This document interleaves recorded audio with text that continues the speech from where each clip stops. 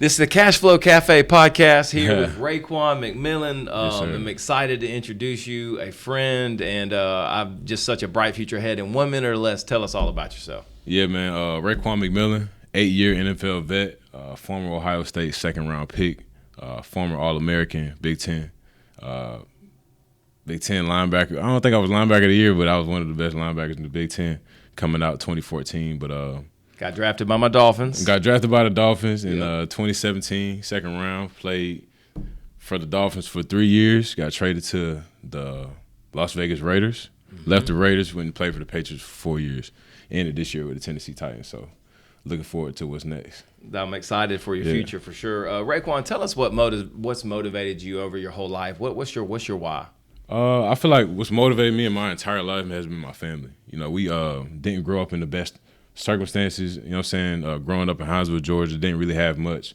Bounced from house to house, and I always wanted to be that staple, that pillar in my family that I never had growing up. So although we have a bunch of family that's dispersed all over the place now, I want to be the pillar that people can come to, like that old grandpa when I get old one day.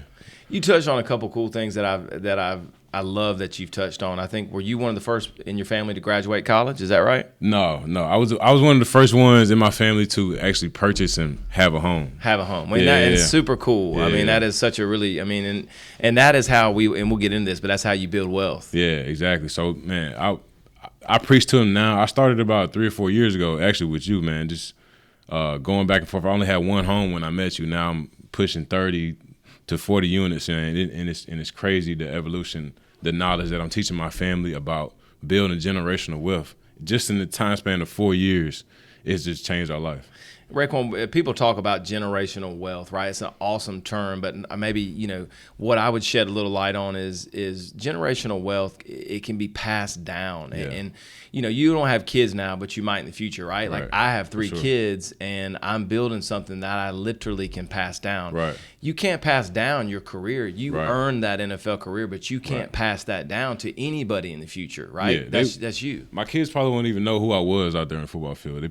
I don't have kids yet, and I only got about 3 or 4 more years in the league. We're pushing whatever God got in store for you. Got in store for me. But I probably won't have kids that know what's going on in the time frame that I'm playing, so they might not even know who I was in my past life. All they're gonna know is my dad and what he's doing now. You know what's crazy too in this life? You can be the man for however many years, and then it goes, right? Yeah. So, what's the next step, and what you worked your butt off to get where you're at, and I'm just proud that you're turning it into something that I believe is really good money spent, because you could be spending it unwisely. Yeah, I've made some crazy decisions, you know what I'm saying, over the years with money, but over the last 5 or 6 years, man, I've just been pounding away with real estate, just trying to build things that I can pass down to the next generation, like you said, with your kids, and just thinking about the future and not now. I was early on in my career, man, I was selfish, wanting to spend money on things that make me aesthetically pleasing for Instagram and Twitter, but nowadays I'm building stuff that is tangible. You talked about how recently that you've kind of gotten a different mindset. Yeah. So you and I, what's cool about you and I is I've always been a person that wants to motivate people, and we want to hit people earlier, right? Like when you and I have talked about some goals, and such a cool treat. Raekwon invited me up to go talk to the New England Patriots, one of the coolest experiences of my life. Yep. Him and I got up there in front of his teammates, and we talked about some of the stuff we're going to talk about on this podcast: generational wealth, buying stuff, not spending your money foolishly. Yeah. Cam Newton just opened up recently just about his struggles and how he did very well during his career, and now he's having troubles right now. Lifestyle change. And so these are the things that we want to say, look, man, we need to save. We need to do X, Y, and Z. Let's not go buy the dumb stuff. Let's buy things that's going to help us in the future. Yeah, for sure. Hey, we still you buy things that you like and have good times and go on good vacations, but also be smart about the longevity of things. That's just the main point that I've been trying to reiterate to myself and my family over the last couple of years. Yeah, and it's something like with investing, you have to do it early, right? And I think with some of you guys that are athletes that make really good moment, we've talked about this, it's a moment in time, right? Yeah. Like it's not you've had a great career, but where is the money coming after football? Where is it coming in at? And real estate is such a good avenue, because if you play the game early and take these big contracts and you spray it around in that way. Yeah, man, just focusing on my body, you know what I'm saying, making it to this point to where I can play 8+ years in the NFL is a blessing within itself. But like you said, man, you can't play in the NFL forever. It doesn't last forever. Your body's not going to go like you did when you were 21. I wake up now, I'm 29. I wake up now hurting in the morning, thinking about what I got to do for the day. When I was 21, jump out of bed and I'm out the way. But now it's just different. But I'm still going, still pushing. Yeah, and it's going to be neat, you know, to when you finish your career, the next 3 or 4 years, God willing, you know, keep investing, and then what does your life look like? Where do you picture yourself after football? Man, I've been spending so much time around guys like you and David Padgett, a builder in construction, a lot of coaches, Ryan Day, you know what I'm saying, just at Ohio State, go Bucks. But national championship on Monday. Yes, sir. So, man, I spent so much time around people that I admire their drive for what they have next. Not somebody that's complacent. Everybody I just named is somebody that's daily grinding, daily working to have a better. I don't know what I will be doing in the next 10 or 15 years, but I know I will be grinding hard to be the best at it. I don't know what it's going to be. If somebody asks me now what I think I'm going to be doing in 10 years, I have no clue. I just know I'm trying to be the best at what I'm doing. Love it. I think that's your competitive mindset, and the reason why you've got to the level you got to is because, and what's cool about business is it can be just like athletics. You can push yourself to be the best, you know, with business, same thing. Yeah, exactly, man. I come into this building and I see your competitive edge because I see you have a better facility than a lot of other people. It's like we're going to talk about Ohio State and then somewhere like a small Division III college. It's not the same scale of money and attitude put into becoming the best. Yep. So I just take the same drive, like you said, from the football field onto the business world. And it's cool because it's a game that if you do really well at and you succeed, like it's just a neat thing. And it's also like part of, I think, both of our common interests is we want to help people, right? Like we hope somebody listens to this and says, hey, Raekwon, can you tell me a little bit more about real estate? It's really not to brag and say I have so many units. Right. It's to say, look, I want you to come to me so I can help and teach you. Right. Like I don't want to just have all this knowledge and take it for myself. Right. Man, it's getting around people that have the same drive and the same mindset is the key part of my development over the last 4 or 5 years. Like without having conversations with you about some of the things that you did 15 years ago to set you up now is what's going to make me traject my NFL career and turn it into what I'm doing next.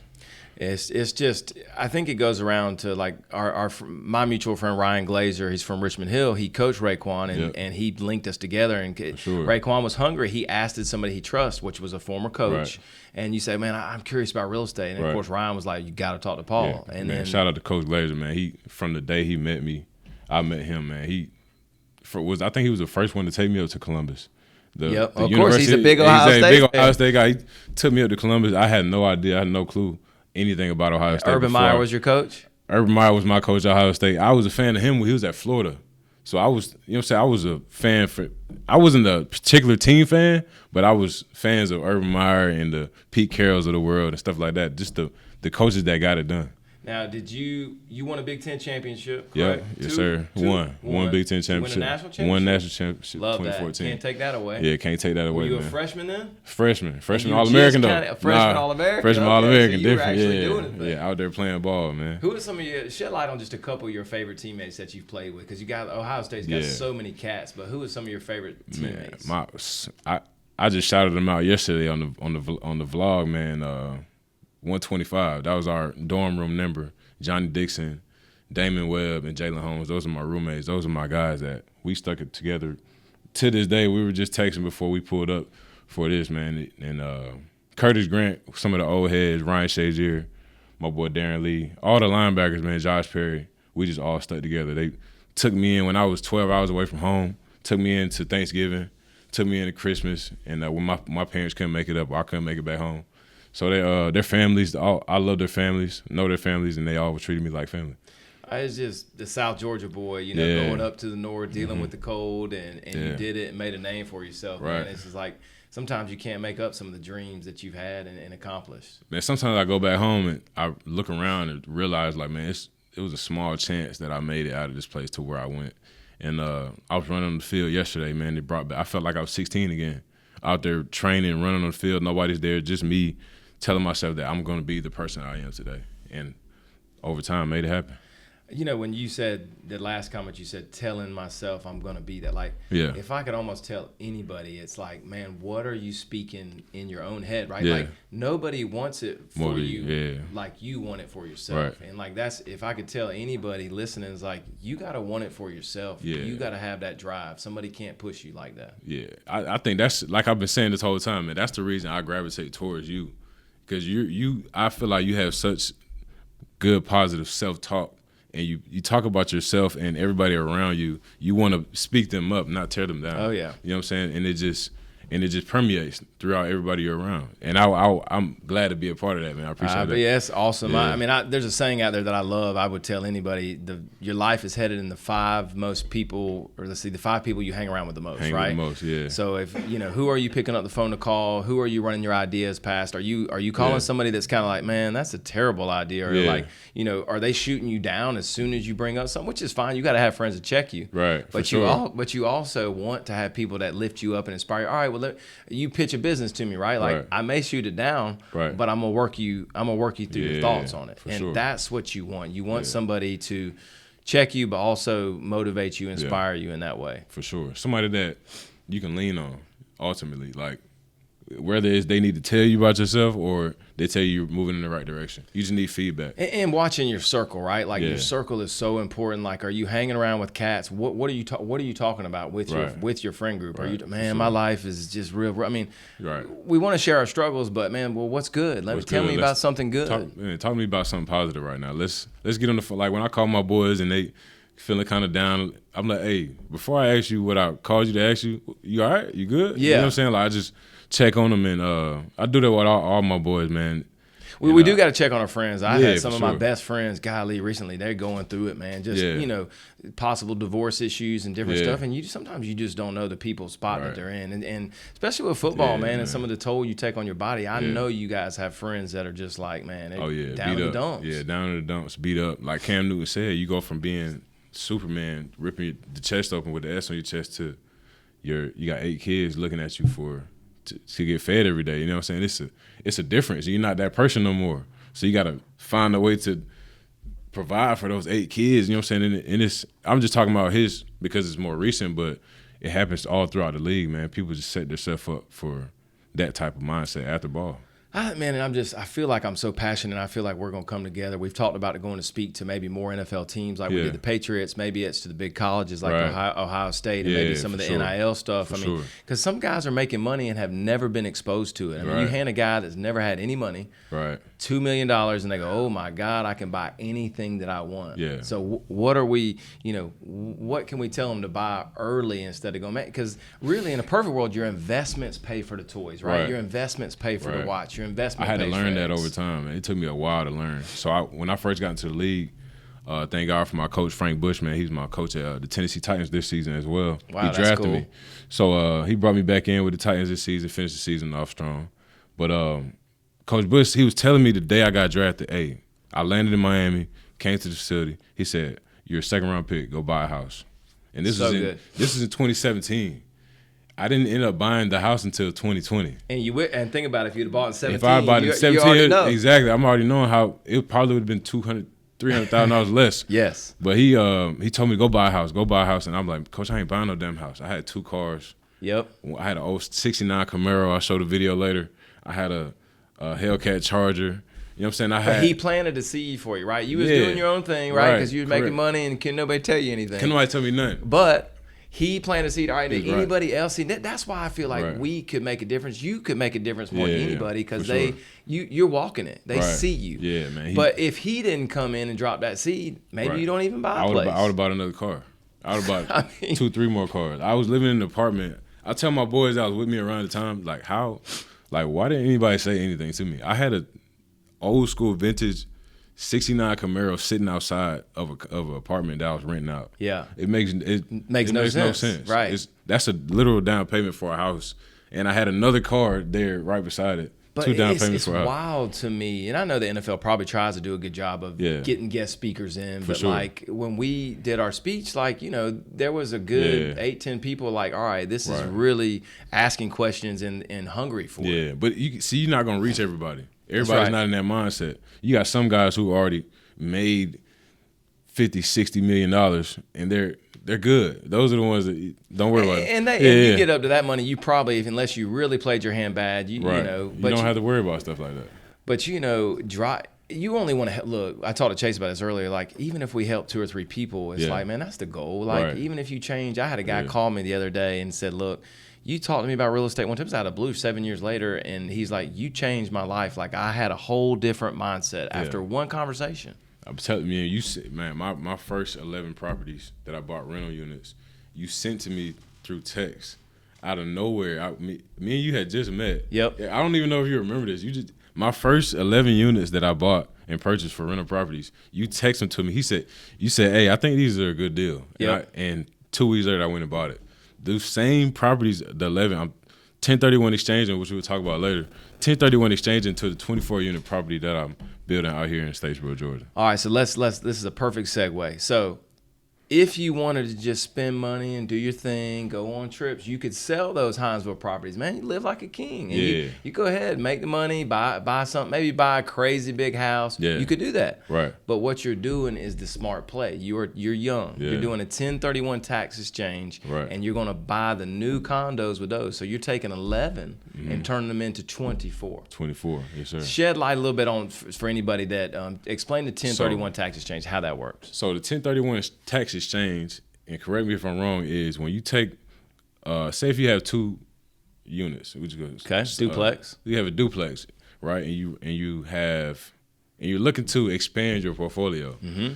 But in order for you to expand, you have to sell one property and put this money from that property into the next thing. Yep. But with the 1031. With the 1031 exchange, it allows you to keep some of the money from taxes and put all the money that you would pay in taxes into the next property.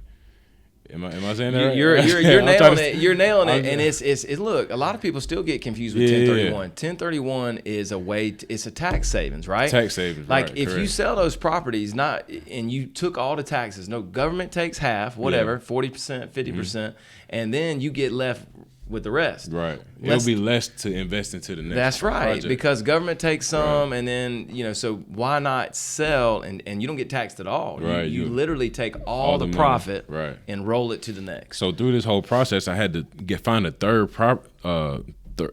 party to send to hold it. A 1031 tax exchange, like an intermediary person. Yeah, that's so right. They hold the money until the closing day. Yep. So I don't touch the money at all that I'm selling. And it actually earns interest too. So when you sell, you put the money with the 1031 guy. He holds it. Yep. When you close, now there is a stipulation. You got to close within 6 months. 6 months. Correct. So what Raekwon's trying to do is time the sale. So if he sells some of the Hinesvilles in March, right. then he goes to new construction and new units in August, 1st. And you got plenty of time to do that. Yeah, plenty of time. So I've had a couple of them on the market, and I pushed back the closing date just so we can meet that 6 month time frame to fall in that window. I want to talk about the power of real estate a little bit. When you invest and you invest early, not only here's the cool thing: when you put down 20% on property, most banks want 20, right? Yeah.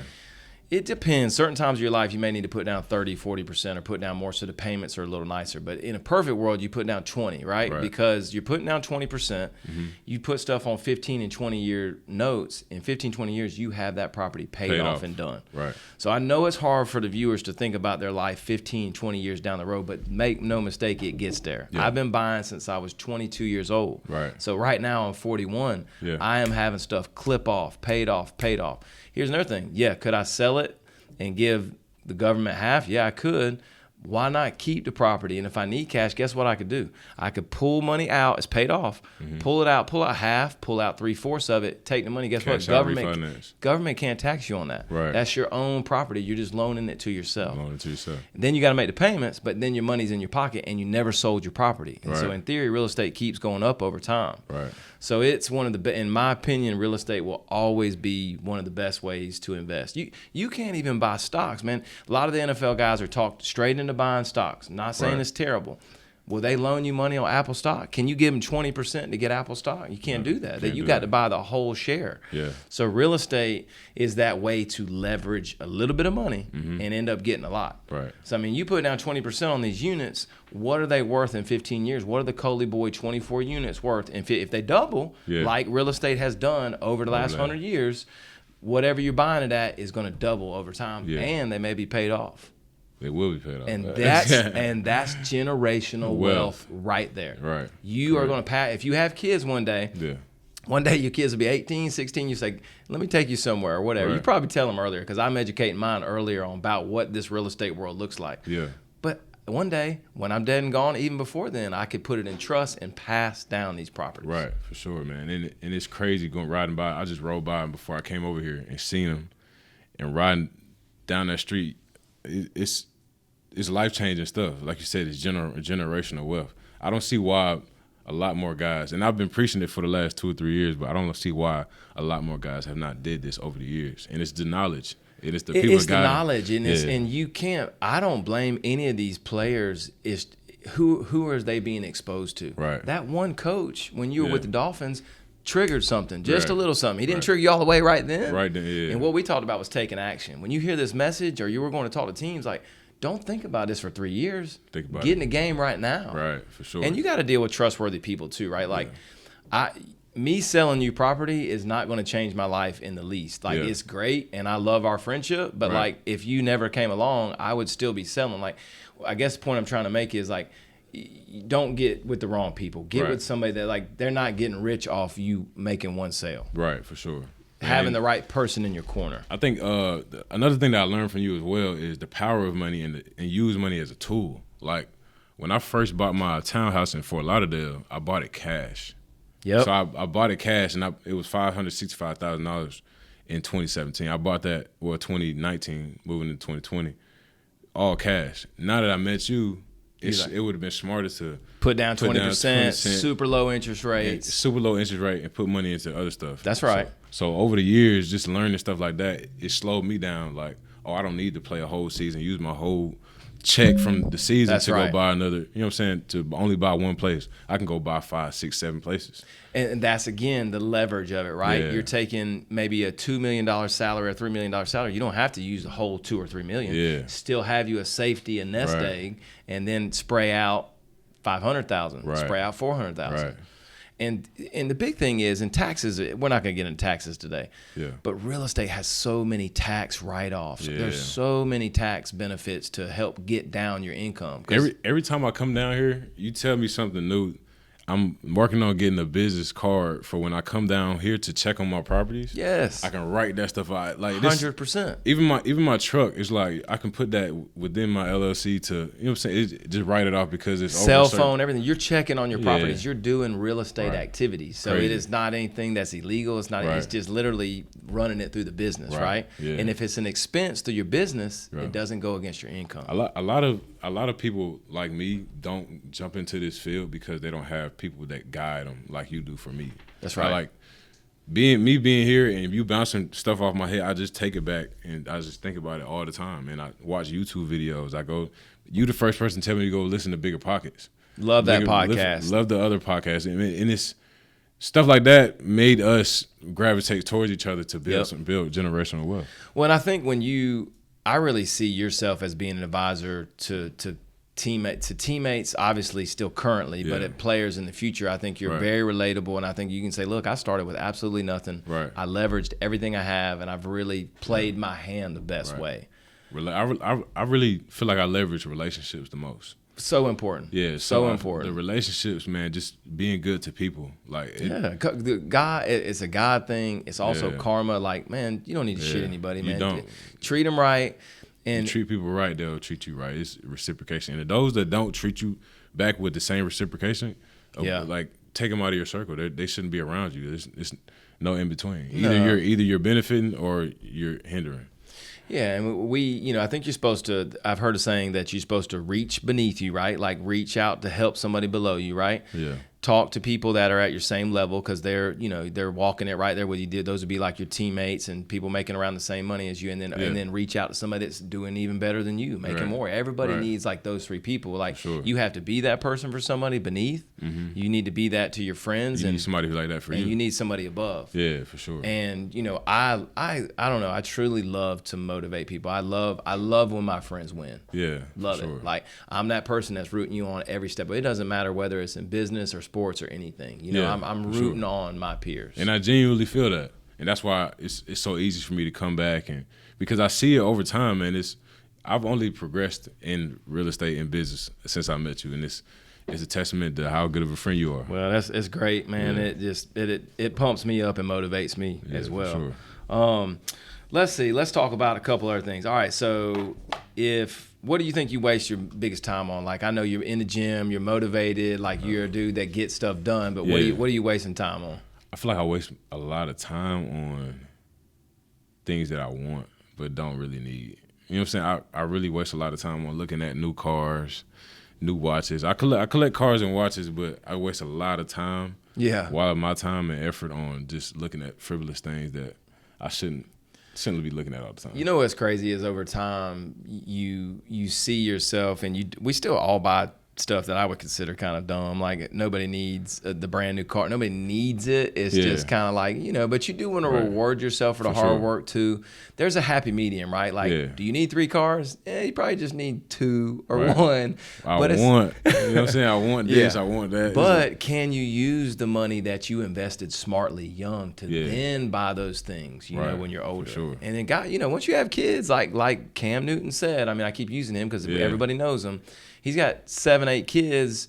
Like, that's a lot of mouths to feed. And, like, how can you help them in the future? Or maybe instead of you buying the extra this or that, like, all right, I got about to have a 16-year-old. How can I help them get started? How can I get them, like you said, get them started thinking in this direction and not the latter? You know what I'm saying? And showing them, right? Yeah. Like, I mean, if you have children one day, your family sees you. Your family sees your hustle and sees what you're putting your time and energy into.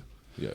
So I mean that, one of my questions usually is, how would you invest $100,000 if you had it? And I mean, obviously we know what you're doing. You're investing your extra disposable income in real estate. Yeah. What's your personal thoughts on money? My personal thoughts on money early on in life was, I used to always think I could change everybody's life around me. But now that I'm a little older, I feel like money is a tool to open doors. Like, money can get me into relationships as well, but money can get me into doors that not having it can. You know what I'm saying? It can't. You know what I'm saying? So money is something that over time, if you use it the wrong way, it can send you in the wrong direction. Yep. But if you put it into the right things, money into the right things, it will always come back to you for more. And I think sometimes, like, when you said money in the right things, sometimes it's giving, right? Like, you got to give, right? Like, you can give in different ways. You can give with your time. You can give money back to your community, give money to your church. But, like, we're not called to just make all this money and keep it all ourselves. We are called to, and sometimes it may just be somebody that comes in your path that you're like, all right, this person can use this, or this charity could use this, but you got to give back. I mean, you gave back to your own, like, that's really cool to be able to go back and give to Liberty High School. Yeah, and it's really cool to go back and actually put it to work. I mean, I went with over the summer, like, with the guys, working out with them, training with the younger guys. It make you feel like you're back in high school with them, working out and training, man. I left the workout we did on the board. So just to see some of the stuff that I did when I was younger and coming back and seeing the kids doing it now, man, it's great to see. And I think, like I said, you could give time and money, but you've also given time, which I think arguably, like, money is good, and I'm probably guilty of, like, just wanting to stroke a check, but, like, my time I'm super selfish with, but like, when you give somebody your time, like, that's really cool. Actually showing face has been the best. I feel like helped me the most within real estate and business and life in general. Just actually showing my face and not saying, "Hey, Paul, let's hop on a FaceTime, let's hop on a video call." Yeah. Actually coming down to stage. Coming down. You know what I'm saying? It's just it's and a different. I think you came to Georgia Southern. You've taught with Coach Helton and the athletic director, and like everybody loves that, man. The NFL guys coming in the room, like, people light up, man. And even like Mar Watson Trent, you had a good relationship with him. Talked to him, and I know y'all came down to my camp. I hosted in Hinesville. So now cool. He's doing his thing in Nebraska, man. I'm proud Congrats. of him. Yeah, Congrats. man. Congrats to you. Yes, sir. So what some of your teammates that you've seen, and we're not gonna call them out, right? You're not gonna call them their names out, but what are some of the foolish things that you're like, man, I can't believe that you spent $40,000 on this? Yeah, I mean, dudes, a day trip, PJ, to out the country, come back, go out at night. I've been with teammates $100,000 at dinner. Our rookie dinner, my rookie year, was $100,000. No lie, Tim was there. I ain't gonna say no names. Guys ordered wine, like 4 packs of wine leaving the restaurant, steaks that they didn't even eat. I ended up grabbing all the food at the dinner and took it in and handed it out to the homeless like this the next day. Like, we spent $100,000. I don't think I spoke to majority of the older cats that was in that room to this day about just because how frivolous we were just spending $100,000. Yeah, well, it's kind of like the rite of passage. You made good money, you know. Let's blow it out, and now your brain says, "Oh my God, what could I do with this $100,000 instead of $100,000?" It wasn't $100,000 for myself, but as a whole. Sure. But you're like, hey, even if you took some and made an LLC with your teammates and said, man, we could have put 100. You know what you could have done? $100,000 is 20% of $500,000. So if you'd have done that, when was your first year in the league? 2017, and you put it on a 15-year note into the year 2032 is my math right? Hopefully. You're right. So anyhow, 2032. It'd be paid off. Paid off, right? And then you have, and hold on, if it doubled, right? Because that $100,000, you could have bought $500,000 worth of real estate. Yeah. If it doubled over 15 years, you'd have took that 100 and turned it into $1 million. That's the power of real estate. And then you go, oh my God, so when you put in stuff like that, man, it get me frustrated again. Like that dinner was like. But that's a common theme, right? Like that's not common, but what I'm saying is like you guys see that, like, and you see, and everybody wants to be the big man. I got us, and you know, and I'm sure there's a lot of situations where everybody always wants to pick the check up. Like you're the earner, and you don't really like. You'd love to hang out with friends that you didn't always have to pick up the check. Right. Like it's nice to pick the check up. Those are the fun trips when you got a bunch of guys that can pick up the tab. It's fun. Yeah, I mean it's fun, but it's like or chop it up equally. That way you feel like everybody's everybody's pulling their own weight. Because like you want to let your money leak out your wallet, go ahead and pick everybody's tab up every time. Man, that's the quickest way for anybody to go broke. Picking up the tab every time, or every time somebody goes out to eat, you feel like you got to pay for everybody sitting at the table. And you shouldn't feel like your success and your hard work should make you, like it's nice to do occasionally, but you should not feel just because you worked your butt off that you should have to pick the check up every time. I love to go out to eat, so I damn near go out to eat all the time, but I make sure when I go out to eat, it's one or two, me and my girl, but that's it. That's good. So I would say for the future for you and I, like I would love to keep talking, keep educating, keep informing. I hope that you and I can meet with teams in the future. Can really hit. We're gonna speak this thing to existence, man. We're coming to the Ohio State University. That's me, Paul, Chase, the whole gang, Tim. We coming up, speaking to the team, to the young guys, NIL. I know everybody with the NIL foundation at Ohio State, man. We got some nuggets for the guys. These young guys, they need to hear this stuff. And one of the things that we will share, and look, it's not just buying real estate here. Like I want to just say, look, there's several buy areas that I think is important. We talked about this. Buying your hometown, right? Like maybe you have some good connections in your hometown. What better place? If you believe in your hometown, like is my hometown going to grow? Right. You did. You bought in your hometown, and look, now you're selling for a profit. Right. One of the benefits of that is like maybe you figure out a property manager. Property managers are big time, right? If you go buy residential real estate, you need to have a property manager that's got your back. And this made the transition from not having real estate to having real estate the easiest, because I have people that I can contact that are at points of contact for me to get stuff done without actually having to be there. Everybody knows from August to February, I'm usually gone. You know what I'm saying? I'm out of touch. So I need somebody who's there attentive all the time to take care of my stuff. And you need a property manager knows when to raise the rates, right? Like property manager, one of the biggest, in my opinion, A, they keep the property rented really quickly. It's what they're supposed to do. For sure. B, they raise rents, right? So many people I've met over their lives like, oh, well, I manage it myself. I save this money. Well, do you know the rental rates? Right. Like you may be managing yourself for $300 cheaper per door, and you cost yourself money. So when I bought my first, the 11 units you sent me, so each door was renting at about $650 to $750 a month. So over time, when I got in, you told me I need to figure out what's the max rent I can get in the area and what we need to do to change it. Perfect. So I went in, put a washer and dryer in, painted the walls, fixed the floors, fixed all the leaks in the roof. It cost money. I'm talking about it like it didn't cost, but it cost me some also change. Also a tax write-off. So I went from $650 a month to $750 a month to each door is getting me $1,250 to $1,300 a month. Off 11 units. And I just had put 4 up for sale at $125, and the highest one went at $145. So anywhere in that range, $125, $145. Mind you, I bought them back in 2016, 22 right for $60,000 a piece. So I'm selling them for 125 in only 2 or 3 years. In only 2 or 3 years, you crazy. double. So that's why identifying the right areas. We talked a lot about our area, right? So of course I would pitch our area because Southeast, like you've seen the numbers. We have this huge Hyundai plant that's fixing to blow our town up, mega plant, and it's going to employ people. You want to pick a town that's growing, right? So you got your hometown, that's one. Right. You've got, I love college towns, right? So I would argue any NFL player or even any NIL player that's really making a bunch of money, why not invest in that college town that you're in? That you went to. Man, these colleges are not going anywhere, so man. I have one in Columbus, Ohio. We have 12 in Hinesville, Georgia. We're constructing 24 in Statesboro, Georgia.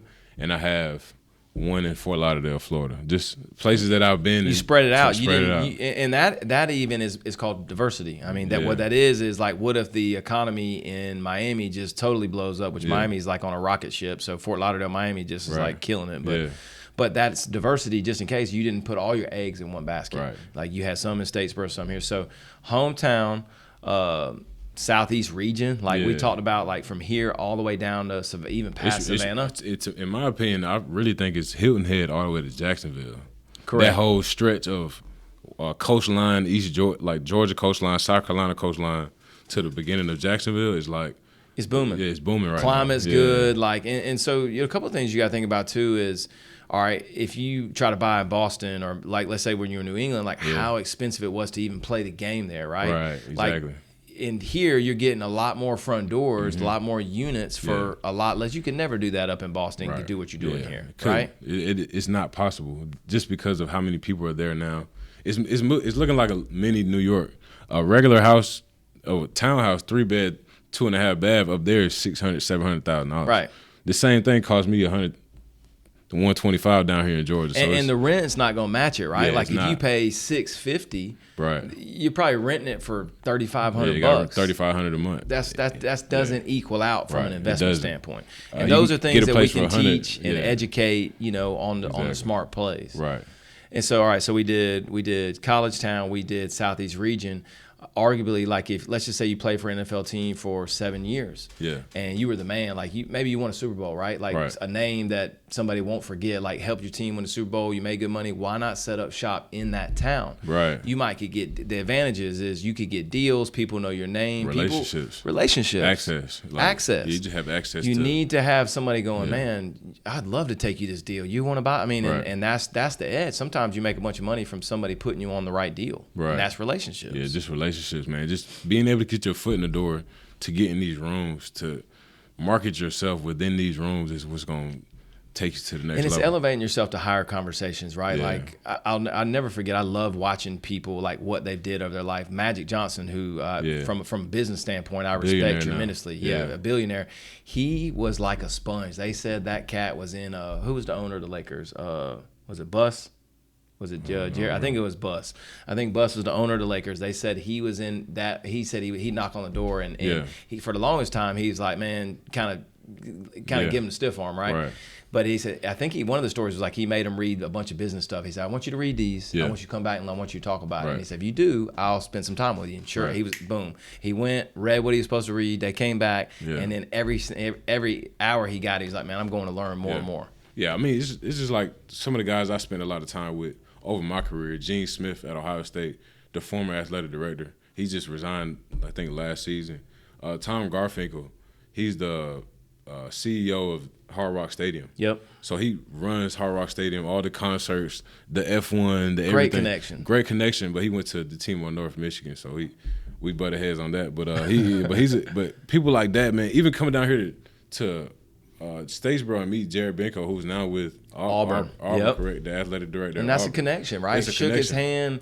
Hey, if I could ever do anything, and it is always and will always be about networking. Yeah, how are you presenting yourself? Like it's little things. Like you can dress how you want to dress, right? But you want to be respectable. You want to say yes. You got to play the game. Yeah, yes sir. Game. Yes ma'am. Shake the hand. Look him in the eye. The whole game. Yeah. Real good movie that I would encourage all young men to watch when they're trying The Forge. Yeah. Did you get a chance to watch it? I didn't get a chance to watch it. So good. It's a faith-based movie, and it's just amazing. It teaches you how to be a young man, how to interact. And a lot of times, sometimes when your dad's not around, when you don't really have that. Sure. So that's why mentorship and trying to talk to the people is a big deal. Yeah, I mean, you mentioned earlier, you can live like a king. You can say everything you got and live like a king. So my coach growing up, Coach Seals, man, he blessed me with a lot of knowledge growing up. I always remember one thing he told me. He said, you can live like a king for a day, or you can live like a prince forever. Yep. And I always made that thought process my regular life. Like, I know I can ball out one day and go fly private here and do this, do that. Or I can, over time, just live a great life. Steady and great life. And like, what is my thing that's helped me the most probably my whole life is, for whatever reason, I've always thought long term. Yeah. Every single thing I've ever done is like, what does this mean long term? Yeah. Like, you know, I mean, yes, we're gonna make splash impulses and do this and this, but like, relationships are built for the long haul, right? Yeah. Like, even if you lose $1 or you feel like your friend maybe got one up on you, it's fine. It's everything is meant for long term. Like, don't play the short game. Don't screw anybody over if you know. I mean, all that. It's stuff though that people don't really check into. Like, well, I got one over on him. Yeah, well, you may cost yourself a future relationship forever. Like, was that worth $10,000? Well, you did good, but he could have made you 100. 100, yeah, exactly. That's like you said, man. That right there, is what takes everybody who's looking into dealing with real estate or investing. The relationships of it is the biggest part, man. You never know who you're talking to on the phone, how you're presenting yourself. Like, I think yes, ma'am, to women has got me a lot further than I've ever thought. Yeah, just saying yes, man. Just being courteous and nice and a smile and being genuine. A smile and you know what I'm saying, smelling good. Just make yourself presentable, man. These people don't know you from a can of paint. You don't know them, so their first visit, you know what I'm saying, seeing you is their first impression. I mean, it's the small things like we talked about, Facebook and Instagram and these things that can be used for good. But I mean, are you promoting yourself in a way that's like, you know what I mean, promote yourself in a good way to where people want to be around you, do business with you. Yes, you can stand out and be super unique, but like, is it turning people off? Like, are you taking too bold of a stance? I won't talk politics with people. I'm not trying, I want to sell to everybody. Right. I'm not trying to be pro one side or the other. Right. I mean, you cutting off a whole man. So you don't got to be like that. So, and what's, talking about relationships was cool as we were on the phone one day and like we realized we had the same accountant. Like, what a small world. Crazy. Like, I mean, local accountant in the city, not even in Statesboro, he's in Metter, and we both, I was like, you Casey? Okay, yeah. So, Casey good people, man. I need to go over, stop by and see him, but I hope you're doing well. So, yeah, we'll look, let's wrap this up, Raekwon, but I don't know, man. You and I get along so well. I'm very proud of you and your journey. I hope I wish you continued success. I hope you and I keep chopping it up for years to come. Yeah. And, yes, sir. Big 2025 to come. Yes, sir. Appreciate you. Yes, sir. Thank you.